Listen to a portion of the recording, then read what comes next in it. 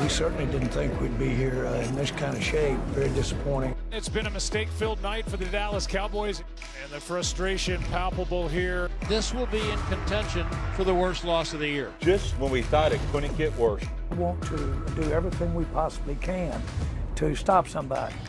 And the ball is out. And that has been what has really hurt this Cowboys team. This year was as frustrating as anything. I'm tired and sick of it, but it won't change the way that I lead and me just giving this game everything that I've got. Cowboys. All right, another challenging season for Dallas as the Super Bowl drought moves past the 30-year mark. Dallas has 2 first-round picks in this year's draft. They have several key free agents on defense, where it was rough last year. Quarterback Dak Prescott spoke earlier this week about his expectations for the Cowboys this upcoming season. Heck yeah, most definitely, especially what as I said, no projects or we need guys now to play. Yeah, no red shirts or whatever. Yeah, I mean, we got a coach in the second year. We know we had some ups and downs and shone some good moments last year, and this is the year that we make a big jump and getting big time players who can help immediately is a key part of it. Big jump. Dak thinks it's on the way. Kevin, if somebody at home is playing some sort of drinking game where we mentioned Maxx Crosby in the show, they're under the table at this point. But do you think Maxx Crosby is a real possibility for the Cowboys? Man, I hope nobody's doing that, but maybe it's 5 o'clock somewhere. If you are. 5 o'clock somewhere. All right. Okay, so Friday. Here's the state of play with the Cowboys. Okay, last year they were the second worst team in the NFL at defending the pass when they didn't generate pressure. And guess what? They very rarely generated pressure, partly because they traded away Micah Parsons before the season. I've dunked on the Cowboys way too much for trading Micah Parsons. I'm just going to do it one more time, then retire it, okay? But they've got to find a pass rusher. The Quentin Williams trade was great. He's one of the best run defenders in football. In fact, Bijan Robinson told me the other day he is the best run defender in football. But you have to generate pressure on the quarterback. That's Maxx Crosby to me. You will erase all of the sins of the Micah Parsons saga if you get Maxx Crosby. That's why I think you Godfather offer the Raiders, and you understand how close you are to real deal contention with that offense. I do think they're close with the offense. You know, this is presuming that Pickens is, in good, spirits about betting on himself for one more year. The work needs to be done on the defensive side. So, and I think you can say that every level of their defense needs attention. And I think that's what we'll see happen in the draft. I think we'll see some of it in free agency. But yeah, look, when you trade away your edge rusher, then you need to go find one. They haven't done that yet. It's hard to, come by guys that can do that. And so, yes, Maxx Crosby. So if someone is playing that little game, Laura, then they're in trouble. And so there's another one. That is certainly, that is certainly, an avenue to explore. Trey Hendrickson, if you're playing the game with his name being mentioned, you're not as in rough shape. But look, he's a guy that I think is going to generate some interest as well. And as I said, I think there'll be a lot of production there. And there are other veteran pass rushers that will be on the market that, look, sometimes it's maybe, kill a mosquito with a sledgehammer a little bit, where you say, yeah, we're going to sign some veteran guys, keep legs fresh, and get bodies in there. So I do think that's how Dallas improves the most. Yeah, the Cowboys had the 4th most efficient offense last season, but the least efficient defense. Doesn't surprise. With breaking news from Adam Schefter. Adam, the Raiders released quarterback Geno Smith. 1 year ago, they traded for Geno Smith to be their quarterback of the future, and now they are moving on from Geno Smith. They free up $8 million in salary cap space. There'll be a dead cap charge of $18.5 million that the Raiders are in strong position to absorb. And Geno Smith, barring a trade, an unexpected trade in the next week, will join the free agent pool of quarterbacks that now is expected to include Kyler Murray and quite possibly Tua Tagovailoa. Let's take a look at some of these quarterbacks who could be available, will be available here in the next week. Geno Smith, Kyler Murray, Malik Willis, Kirk Cousins, who will be released next week. And, of course, the draft with Fernando Mendoza and Ty Simpson. That will be of high interest to teams in the quarterback market, like the New York Jets, like the Arizona Cardinals, like the Miami Dolphins, like the New York Jets. All these teams out there vying for quarterbacks. We'll see how the quarterbacks shake out here in the next week to come. But Geno Smith will have some interest out there, a former Pro Bowl quarterback, and now he will be a free agent. You wondered if they would keep Geno Smith there to make sure they had somebody in place if they didn't feel like they could protect Fernando Mendoza, the presumed #1 overall pick. That's not what they do. Lots to dive in here for the hour. Kevin Clark, Jeremy Fowler, Tim Hasselbeck here with Adam, of course. And Kevin, I'll start with you. You heard some of the destinations there that are quarterback-needy teams. Where do you think makes sense for Geno Smith? Yeah, good news and bad news for Geno Smith. The good news is you can explain some of this away last year with the fact that it was a hopeless situation, okay? The bad news is the destinations you can go to, also hopeless situations. The New York Jets, where your mission, if you choose to accept it, is frankly job preservation. And in Miami, might be to get Arch Manning. That might be your job if you become the quarterback there. So he was by far the most sacked quarterback in football last year. He had a run game that was stuffed at the line far more than anybody else in football. So this was a tough situation for Geno Smith. I think in a different system with different coaches and different talent around him, he could have had a good year last year. That just wasn't in the cards. He didn't play well. He made mistakes. He is going to be on the second or even third tier of available quarterbacks. You're looking at Jets or Dolphins at best if he wants to start. Yeah. Geno Smith believes that he's going into a better situation now. He was unhappy last year with the way things went in the offensive line. Now he looks at a preferred destination like Minnesota. The Vikings are in a beautiful spot. They can sit back. They have these quarterbacks that are essentially free because they're getting all these guaranteed money by the teams that have cut them, whether it's Tua, Geno, Kyler Murray. These quarterbacks will be intrigued by playing there potentially. They can sit back and take one on the cheap for a team that's already in salary cap problems. So Geno's looking at Minnesota. Miami, I'm told he's intrigued by if they don't sign Malik Willis. And then is there a reunion with the Jets? I would say whatever the musical chairs are, the Jets are probably getting the last chair. Yeah, Adam mentioned the Jets twice when he was talking about the quarterback-needy teams, and I think that probably speaks to just how needy they are. Tim, maybe an expected move by Vegas to move on from Geno, but now it does set up for expected #1 pick Fernando Mendoza to start day one. Is this the right move if and when he becomes a Raider? I think it probably is. Look, there'll be another quarterback or two on that roster in Las Vegas. And, you know, there's always a chance that if they really don't feel like Mendoza is ready, that they can play somebody else at the beginning of the year. But I firmly believe it's easier to get better playing than it is watching someone play. And, you know, every organization can have their different philosophy on it.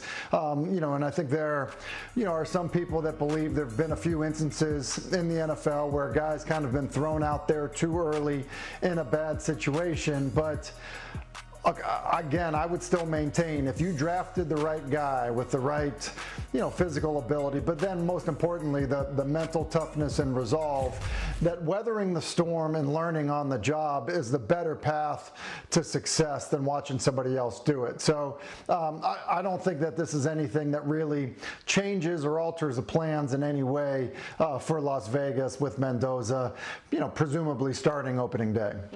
Yeah, Tim is dead on. The way that practice rules are and training camp rules are, there aren't a lot of reps to go around. So if you take a guy first overall, you have to give him all the reps possible in July and August getting ready for the season. There is no value in spending September and saying that, oh, Andy Dalton's going to be our starter. Any of these guys you signed for $8 or $9 million. That is completely worthless in today's game. Mendoza, for me, needs to grow into that role. He knows where the ball should go. He has a high football IQ, but he needs to sort of clock the NFL speed, sense pressure on the backside, that kind of stuff. You can only learn that by playing. Get him out there. Let's also be clear here that the Raiders are going to bring in another veteran at some point in time. And in a perfect world, they'd like that veteran to get a lot of the reps and even potentially be the opening day starter in 2026. But we've heard a lot of teams talk about how they're going to bring along a first-round draft pick, especially a #1 overall pick slowly. And, of course, then more often than not, that #1 overall pick winds up starting on opening day. So there's still a lot that has to unfold from a quarterback standpoint in Las Vegas. But the one thing we do know is Geno Smith will not be there. And we do expect that Fernando Mendoza will be there. But they are going to bring in somebody else to challenge him. And again, I mentioned Geno Smith a year ago. How about the Seattle Seahawks? They move off Geno Smith. They trade him. They bring in Sam Darnold. They become the Super Bowl champions. And things change quick in the NFL. That's a good point. I mean, Adam, if only the Raiders had somebody on their roster who they could trade away to get a massive haul back to help support Fernando Mendoza. I think his name is Maxx Crosby. What are the inklings about potentially trading away Crosby as of today? Well, here's where we are today, Laura. I think that there have been teams waiting and wondering if the Raiders would move Maxx Crosby. There are any number of teams lined up, ready to make an offer, who have made offers for Maxx Crosby, but the Raiders are not in any rush to get something done, at least as of now. Could that change on Monday when the legal tampering period opens? Sure. Could it change this weekend? Sure. It could change anytime. But there have been teams that have been putting forth offers, and the Raiders have been very patient. They insist that they're not going to do something unless they get the price that they want, whether it's from Chicago or Dallas or Baltimore. What I think is interesting here, everybody's wondering if there'll be an A.J. Brown trade. Well, if there does happen to be an A.J. Brown trade, that then could free up money and give the Eagles added draft pick compensation to where maybe they could be a player for Maxx Crosby. There is still a lot that's going to unfold here in the days to come, and these situations can change rather quickly. Just when you think you might have a situation figured out, they sometimes make sharp turns and go in way different directions than people expect. And so, again, the Raiders are slow playing this. Everybody wants an answer. Everybody's waiting for an answer. The Raiders are in no rush, have been in no rush, to get a Maxx Crosby deal done. It doesn't mean they won't. There still is a feeling that they possibly will. But again, nothing close or imminent at this time. Okay, wait a second, Adam, because I know you pretty well. You bring up A.J. Brown and that timeline. There's something. So what's going on in Philadelphia? What's the deal there? A.J. Brown, let's say that timeline somehow gets going a little faster, and then they've got the capital to potentially go get Maxx Crosby. What's going on?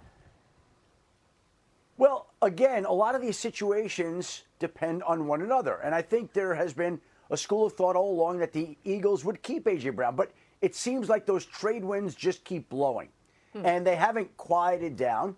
And so it's certainly possible here that before the new league year begins that the Eagles could deal A.J. Brown. It doesn't mean they will, Laura. It doesn't mean they will. We've gone back and forth on this a few times. But let's just operate in a world in which the Eagles do move A.J. Brown.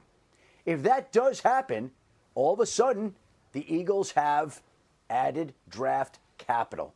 They have added flexibility. So if that happens, as creative and as thoughtful as the Eagles have been, all of a sudden they certainly could be a player in the Maxx Crosby sweepstakes. It doesn't mean they will.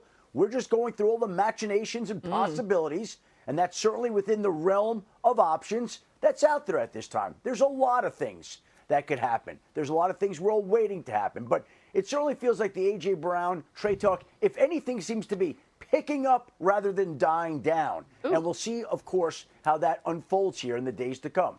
I love these machinations. Thank you, Adam, for all of that. We're going to stew on that here. Kevin, as you hear that, and maybe as A.J. Brown could relate to all of this, specifically, do you think now is the time for the Raiders to move on from Maxx Crosby? Yeah, I went back and forth on this in the last couple of months, and I've come to the conclusion that the Maxx Crosby era in Vegas has run its course. He had the highest double-team rate of his career last year, over 30%. He had his lowest pressure rate because of that, because offenses are able to key in on him because there's not a lot of talent there in Vegas. They're not going to win a lot this year, maybe even the next few years. I just think he deserves to play on Sunday Night Football, huge games for a contender.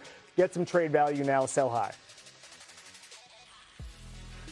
Look, I would agree. I think the time is now as well. When you look at, where the Raiders are, they're rebuilding. They're picking number one in the draft, and they're going to take a quarterback. And I think that, there's sometimes a feeling that, you be careful. Like you're going to draft a quarterback. Looks like he's going to play right away. How bad is the team that he's going to? Do you want to throw him into that situation? And I think it's fair to look at a couple of situations. Like Caleb Williams was drafted. They weren't very good his rookie year, albeit that roster probably better than most for a number one pick. Drake May was drafted in the first round, pretty high in the first round. He went to kind of what a lot of people would say was, a pretty deficient team in terms of talent across the board on both sides of the ball his rookie year. Well, both of those quarterbacks were able to kind of get guys around him, over a year's time, improve that football team, and the teams and the quarterbacks made huge strides. So I do think think that when you're looking at, where the Raiders are, they're not close. And so look, moving Crosby, building for the future around your young quarterback just seems like from a team building perspective, an eye towards the future, it just makes the most sense. Yeah, Tim, here's what teams are wrestling with right now. Maxx Crosby, the Raiders want a premier package for him. He's a premier player. This is not a salary dump. This is a top 5 to 6 edge rusher. They need serious draft capital to make this trade happen. Well, teams want to be in on this. I know Dallas, for one, is definitely in on this, but can they get to the point where the Raiders are comfortable? Is that 2 first-round picks and a player? Like, will teams go that far when he's 28 years old? Micah Parsons, when that trade got done, he was 24 years old. So a little bit of a different situation. I love that Adam brought up the Eagles because I feel like they have 6 different balls in the air right now. They're trying to re-sign Jalen Phillips, but he might hit free agency. So do they pivot to a Maxx Crosby? Jonathan Grenard with Minnesota. I believe they've kicked the tires on that situation. And then they got Jordan Davis and Jalen Carter in the inside of the defensive line that they would like to re-sign. So it feels like something's going to happen with Philadelphia that doesn't even include A.J. Brown right now. Insiders just throwing the tea leaves out there for us. I love this. Yeah, we'll continue to keep that going here. Don't go anywhere here on NFL Live. We've got it all for you. Let's get to some more top stories. Tons of news flying around the NFL, right? Adam, let's start with the latest on Cam Curl.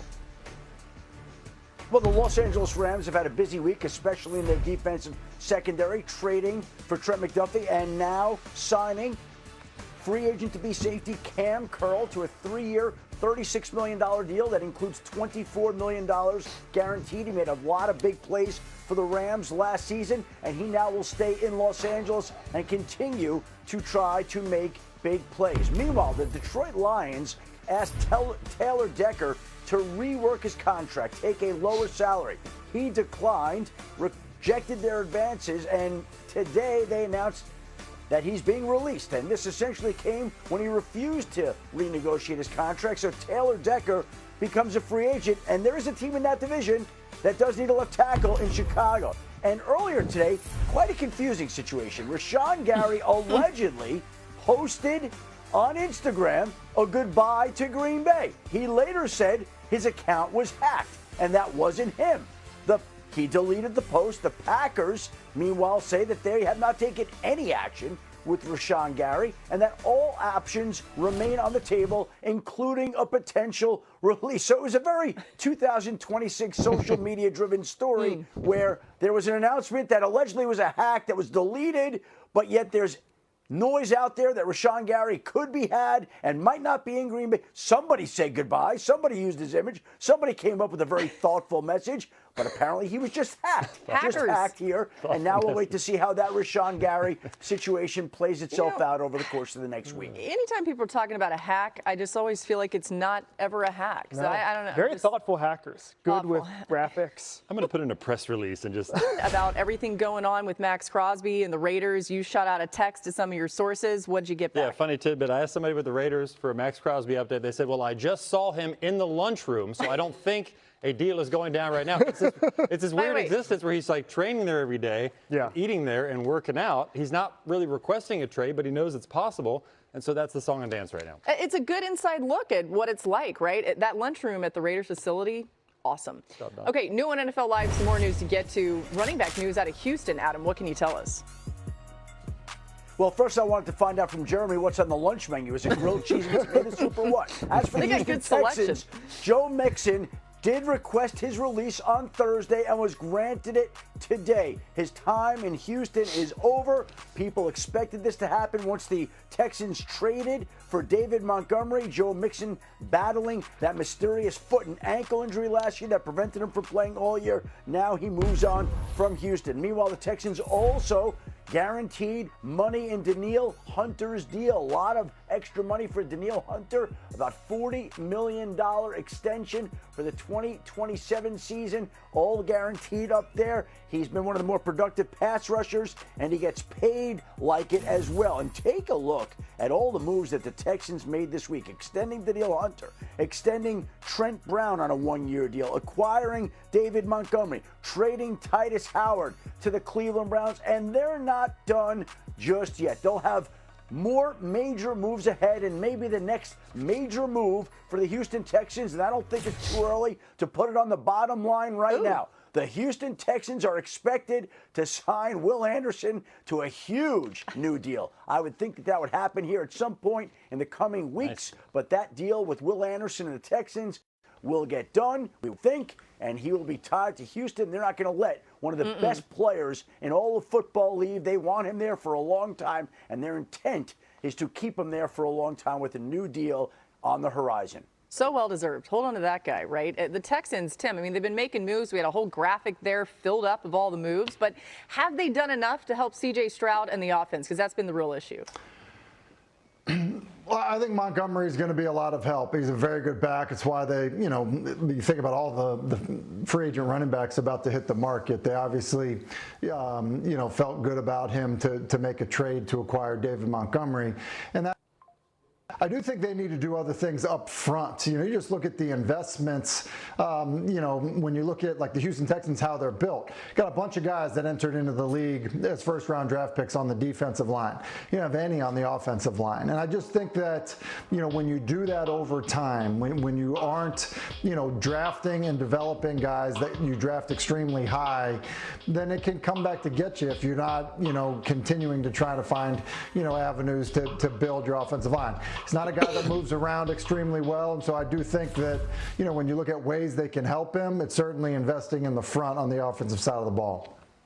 Tim makes 100% great points, and so I'm just going to repeat what he said, but louder, and talk with my hands while doing it. No, the offensive line is a problem. It is the problem. It's the fatal flaw. It's the reason they have a Super Bowl caliber defense, but there is no chance that they win the AFC as presently constructed. C.J. Stroud has not taken the jumps we thought he would, and part of that is bad luck. You need receiving help and receiving health in order to do that, but also it's the offensive line and it's the running game. I don't think David Montgomery is going to appreciably change this offense unless they get a rabbit out of a hat in free agency or in the draft. It's really hard to shop on the bargain bin, in free agency with offensive line help. They do not become available, and if they do, it is expensive. I don't see this offense taking a leap. It's going to be more of the same division round type of losses unless some miracle happens on the O-line. Man, I mean, it feels like, too, the last two seasons, they've just been kind of shipping these O-linemen away, trying to find that right mix for C.J. Stroud. Different does not mean better, and they thought that maybe every year different meant better. It doesn't. Different OC. I mean, there's so many different things they're trying to do for Stroud. They've got to figure it out because I still believe the talent is there. More. Yeah. Sent him to the Buffalo Bills yesterday, Laura, in return for a second-round draft pick shipped off DJ Moore and a fifth-round pick. The Bears felt like they could make that move with Rome Odunze, Luther Burden, Colston Loveland, Cole Kmet. They felt like Caleb Williams had the weapons he needed, and Buffalo really wanted DJ Moore. The two sides get the deal done. Then last night, the Chicago Bears cleared out $15 million of cap space by moving on from Tremaine Edmonds. It's a big move for a productive linebacker who has 900 tackles on his NFL resume. He now will become a free agent, leaving Chicago. The Bears will have a need at the linebacker position, but they felt like with the savings of $15 million, the move made sense at this point in time. All right, we'll keep an eye on that for sure. And you talk about some of that money that they've freed up. Here's exactly how much more money Chicago has to spend. Between Edmonds' release, the DJ Moore trade, Drew Dahlman's retirement, you're looking at about $44 million in additional cap space ahead of free agency next week. So, Kevin, you like all the moves that the Bears have been making, and along those lines, what else should they be doing? Yeah, Drew Dahlman's retirement is a big hit, okay? Yeah. But as far as what Ryan Poles can control, it's A++ that last week. To take advantage of a desperate team in Buffalo and get that kind of return for DJ Moore is really cool, and now they've got a lot of money to play with. Obviously, they're going to need pass rush. I want to see a big swing with the assets that they have with the cap space. Maybe you're in the Maxx Crosby sweepstakes now. Maybe you're in Trey Hendrickson territory because you've got that kind of money. So I think that you're talking about Ben Johnson, year 2, Caleb Williams, year 3. They're going to have the roster ready to compete for an NFC championship because of what Ryan Poles is doing this week. Listen, Kevin and I are kind of sharing a brain on the show. There we today. go. I mean, the trade makes a ton of sense. I mean, when you look at DJ Moore, he basically, was I think staring at a diminishing role, in Chicago, when you look at the young receivers that they have, and maybe you throw in Colston Loveland, the pass catchers, I guess you could say, that they have in Chicago, that, they really didn't need him. They had younger, more productive, less expensive options. And so to trade him and get a second-round pick for him is pretty good, because you got Romadunze, you got Luther Burden, you got Loveland, and so you have all that. Now, I do think the investment turns to the defensive side of the ball. So certainly, like everybody else in the NFL, they're going to be linked to Maxx Crosby. But Hendrickson, also another guy that I think that when you talk about the impact that he could have, other than last year where he was kind of banged up and had a bad year, look at like the previous 7 years. Like he has been as good as any edge player the NFL has seen over that stretch. And, you might be able to get him at a much reduced rate because of his age and the year he's coming off of. So I think Chicago finds himself in a pretty good situation. Yeah, Jeremy, with all that created cap space, is there a big splash? You're hearing some names thrown around. Crosby, obviously, Trey Hendrickson. The Bears, are they preparing to make one of these big splash type deals? They're preparing to make a splash, but it might be more of like a toddler splash, like a relatively small splash. They'll look into a big splash. I do believe they've kicked the tires on the Maxx Crosby situation, but that might be a little bit rich for them. They'll get help on the defensive line at some point, whether it's via trade or free agency. Look, Dennis Allen, the defensive coordinator, has familiarity with Trey Hendrickson from his New Orleans days, and Alex Anzalone, the linebacker who was in Detroit, so they could add to their front seven there. They need a cornerback. They need to try to re-sign Kevin Byard. I do believe there's a chance that happens. So they could spread the wealth a little bit. In the center, they're going to get a center at some point as well, either in the draft or free agency. So it's going to be a mix of a lot of things. You mentioned the need for pass rush. Last year, they were historically good at creating turnovers without pressure. If they get the pressure, that's when you're talking about conference championship type stuff. Yeah, some of the time just taking the ball away comes down to luck. You have to do and something. Catching the ball. Exactly. Catching the ball. He did that a few times in a good way. All right, Adam, another star player whose name has been tossed into trade talks is wide receiver A.J. Brown. You brought this up earlier in our show. What's the latest on his status in Philly? Listen, Laura, there's a lot of talk right now about A.J. Brown and Maxx Crosby, and I think the two star players are in similar situations. Two teams that would rather not move them, two teams that would rather hold on to them, but two teams that are getting calls and offers from other teams. It has felt for a while like Philadelphia wouldn't move off A.J. Brown. Now it just feels like those trade wins don't quiet down any. And if anything, it almost feels like the chatter across the league has gained some speed and picked up some. So if Philadelphia were going to make a move, it would want to do it, you would think, before the tampering period began, so they would be able to go after certain replacements and have the draft capital that they know they would have in any A.J. Brown particular trade. I think when you look at the landscape of teams that are out there, Buffalo would have figured for A.J. Brown. Buffalo's out. It got DJ Moore. New England still has not landed a big-name wide receiver. Most people expect that they'll land one of those, certainly having moved off of Stephon Diggs this past week. I still think New England is in play there and would be a logical destination. And obviously there are a lot of teams out there that would love to have A.J. Brown, and it just feels like that talk hasn't quieted down any and is not going away anytime soon. Yeah, Adam, I don't want to put words in your mouth, but earlier in the show you said the talk's heating up around A.J. Brown. So continuing to keep an eye on that here over the next couple days and into Monday. We'll have you covered for all of it right here on ESPN. You heard some of the names there, or at least one team mentioned, Tim, that the A.J. Brown trade could involve would be the Patriots, which is fascinating to think about that team, Drake May having a target like that. Is this something the Eagles should be doing, though, trading away A.J. Brown? There's obviously something going on that they feel like they should, because when you look at the situation, it's not talent based. It's probably more personality, culture, environment, based in terms of his behavior. I don't want to characterize his behavior as something, that is wildly detrimental, but I think that it's at least been a distraction, and it's at least been something that's had to be managed. And we see this from time to time throughout the league, where there'll be an incredibly talented player playing at a high level, but because of the maintenance that they require, the team is just like, look, we'd rather actually just move on. And so it just feels like, to Adam's point about it, this not quieting down, because I think it's something that Philly is actually, really up for. And so because of that, yeah, I think New England would be an insane, match. I think they're willing to pay the price. You guys played the sound of Mike Vrabel talking about, hey, listen, it costs what it costs to go get a great player. And then I think that, the personality of Vrabel, the personality of A.J. Brown, that I think can be, satisfied in terms of Vrabel's leadership. And then it's a need for New England. They need a true number one. Their current starting wide receivers, all three of them, are each averaging less than 3 touchdown receptions a year. They desperately need a true number one. Tim said it has to be some sort of distraction in order for Philadelphia to move off of such a talented player. A top 3 outside receiver in this league still, even after a down year.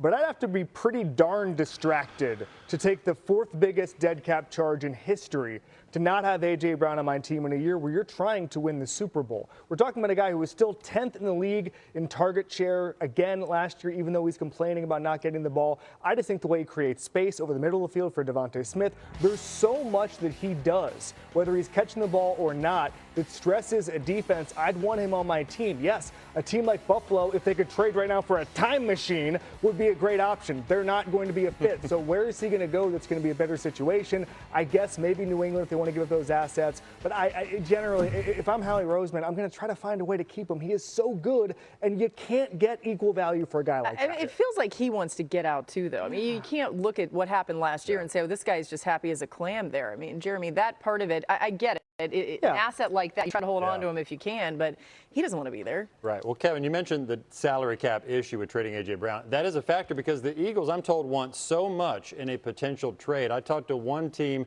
that asked about this, and they said they want a first-round pick and even a second-round pick. Like, we're talking a lot of draft capital for a receiver who's close to 30 years old. Now, maybe they'll soften on that as talks go, but this is sort of a waiting game because teams aren't willing to give up quite that for A.J. Brown, but they still want him, but the Eagles aren't shutting the door completely. So like Adam said, this is not dissipating anytime soon. It was this way at the Combine last week. It seems to have picked up some steam. But if the Eagles are going to not only have a great player, but they're going to have to take a huge dead cap hit on their books, they need draft return for it. Adam, how about that price that Jeremy's talking about? Yeah, and that's the delay. There was one team that called the Eagles last weekend, and they said, hey, we'd like to trade for A.J. Brown. What would be the price?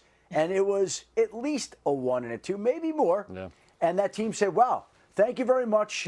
No, thank you. And the team obviously made a decision to move on. And I think that that's the case with A.J. Brown and with Maxx Crosby. Yeah. The Eagles are determined to get their price.